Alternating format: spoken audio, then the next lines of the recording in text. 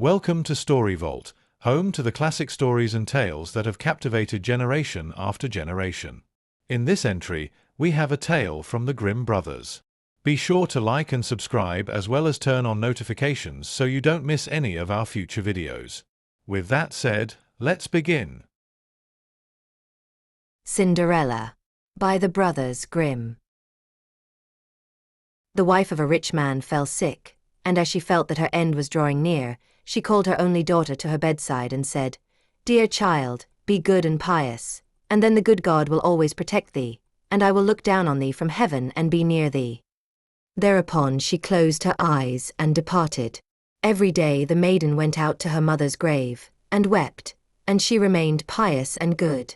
When winter came, the snow spread a white sheet over the grave, and when the spring sun had drawn it off again, the man had taken another wife. The woman had brought 2 daughters into the house with her, who were beautiful and fair of face, but vile and black of heart. Now began a bad time for the poor stepchild. "Is the stupid goose to sit in the parlor with us?" said they. "He who wants to eat bread must earn it. Out with the kitchen wench." They took her pretty clothes away from her, put an old grey bedgown on her, and gave her wooden shoes. "Just look at the proud princess, how decked out she is," they cried and laughed, and led her into the kitchen. There she had to do hard work from morning till night, get up before daybreak, carry water, light fires, cook and wash. Besides this, the sisters did her every imaginable injury. They mocked her and emptied her peas and lentils into the ashes, so that she was forced to sit and pick them out again. In the evening, when she had worked till she was weary, she had no bed to go to, but had to sleep by the fireside in the ashes. And as on that account she always looked dusty and dirty, they called her Cinderella. It happened that the father was once going to the fair, and he asked his 2 stepdaughters what he should bring back for them. "Beautiful dresses," said one. "Pearls and jewels," said the second. "And thou, Cinderella," said he, "what wilt thou have?" "Father, break off for me the first branch which knocks against your hat on your way home." So he bought beautiful dresses, pearls and jewels for his 2 stepdaughters, and on his way home, as he was riding through a green thicket, a hazel twig brushed against him and knocked off his hat. Then he broke off the branch and took it with him. When he reached home, he gave his stepdaughters the things which they had wished for, and to Cinderella he gave the branch from the hazel bush. Cinderella thanked him, went to her mother's grave and planted the branch on it, and wept so much that the tears fell down on it and watered it. And it grew, however, and became a handsome tree. Thrice a day Cinderella went and sat beneath it, and wept and prayed, and a little white bird always came on the tree, and if Cinderella expressed a wish, the bird threw down to her what she had wished for. It happened, however, that the king appointed a festival which was to last 3 days, and to which all the beautiful young girls in the country were invited, in order that his son might choose himself a bride. When the 2 stepsisters heard that they too were to appear among the number, they were delighted, called Cinderella and said, "Comb our hair for us, brush our shoes and fasten our buckles, for we are going to the festival at the king's palace." Cinderella obeyed, but wept, because she too would have liked to go with them to the dance, and begged her stepmother to allow her to do so. "Thou go, Cinderella," said she, "thou art dusty and dirty and wouldst go to the festival? Thou hast no clothes and shoes, and yet wouldst dance." As, however, Cinderella went on asking, the stepmother at last said, "I have emptied a dish of lentils into the ashes for thee. If thou hast picked them out again in 2 hours, thou shalt go with us." The maiden went through the back door into the garden, and called, "You tame pigeons, you turtle doves, and all you birds beneath the sky, come and help me to pick the good into the pot, the bad into the crop." Then 2 white pigeons came in by the kitchen window, and afterwards the turtle doves, and at length all the birds beneath the sky, came whirring and crowding in, and alighted amongst the ashes. And the doves nodded with their heads and began pick, pick, pick, pick, and the others began also pick, pick, pick, pick, and gathered all the good seeds into the dishes, and before half an hour was over they had already finished, and all flew out again. Then the maiden carried the dishes to the stepmother and was delighted, and believed that she might now go with them to the festival. But the stepmother said, "All this will not help thee, thou goest not with us, for thou hast no clothes and canst not dance. We should be ashamed of thee." On this she turned her back on Cinderella, and hurried away with her 2 proud daughters.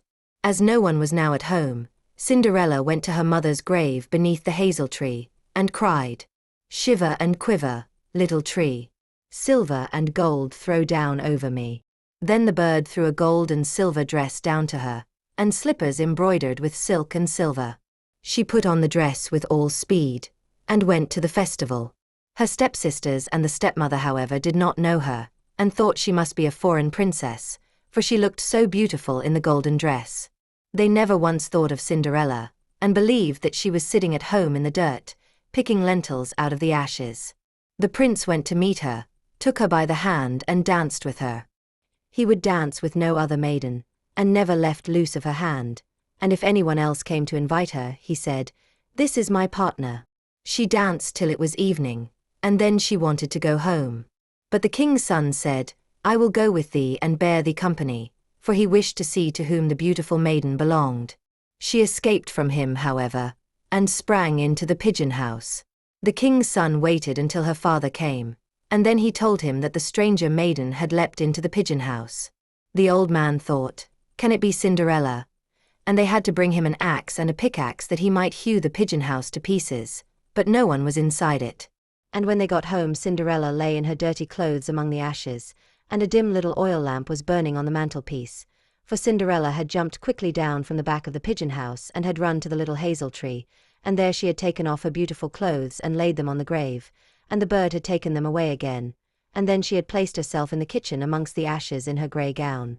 Next day, when the festival began afresh, and her parents and the stepsisters had gone once more, Cinderella went to the hazel tree and said, "Shiver and quiver, my little tree. Silver and gold throw down over me." Then the bird threw down a much more beautiful dress than on the preceding day. And when Cinderella appeared at the festival in this dress, everyone was astonished at her beauty.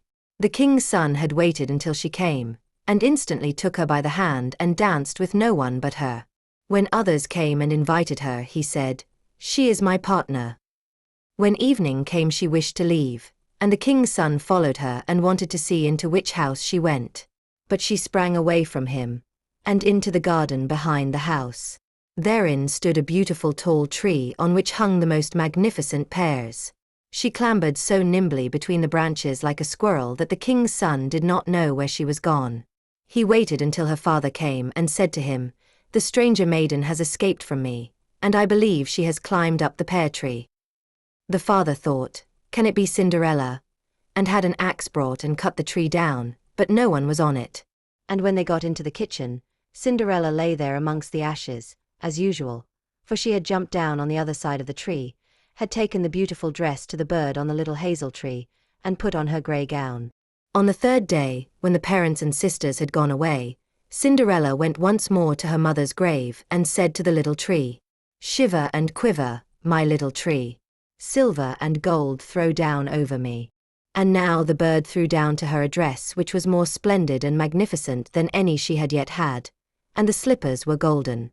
And when she went to the festival in the dress, no one knew how to speak for astonishment.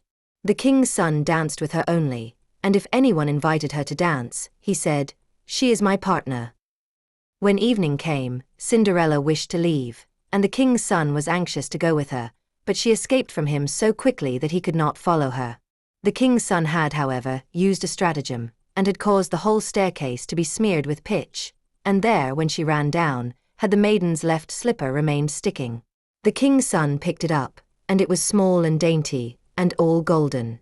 Next morning, he went with it to the father, and said to him, "No one shall be my wife but she whose foot this golden slipper fits." Then were the 2 sisters glad, for they had pretty feet. The eldest went with the shoe into her room and wanted to try it on, and her mother stood by. But she could not get her big toe into it, and the shoe was too small for her.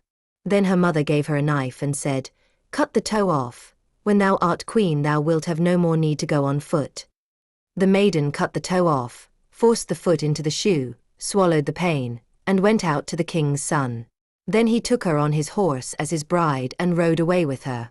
They were, however, obliged to pass the grave, and there, on the hazel tree, sat the 2 pigeons and cried, turn and peep, there's blood within the shoe."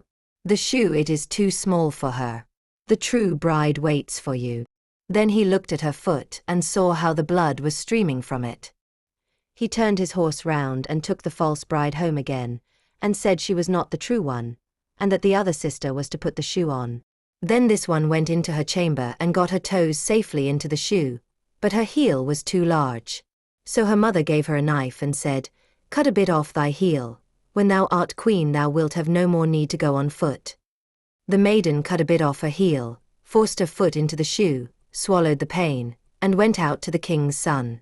He took her on his horse as his bride, and rode away with her, but when they passed by the hazel tree, 2 little pigeons sat on it and cried, "Turn and peep, turn and peep. There's blood within the shoe. The shoe, it is too small for her. The true bride waits for you."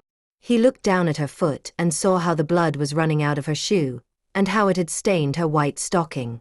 Then he turned his horse and took the false bride home again. "This also is not the right one," said he. "Have you no other daughter?" "No," said the man. "There is still a little stunted kitchen wench which my late wife left behind her, but she cannot possibly be the bride." The king's son said he was to send her up to him, but the mother answered, "Oh no, she is much too dirty, she cannot show herself."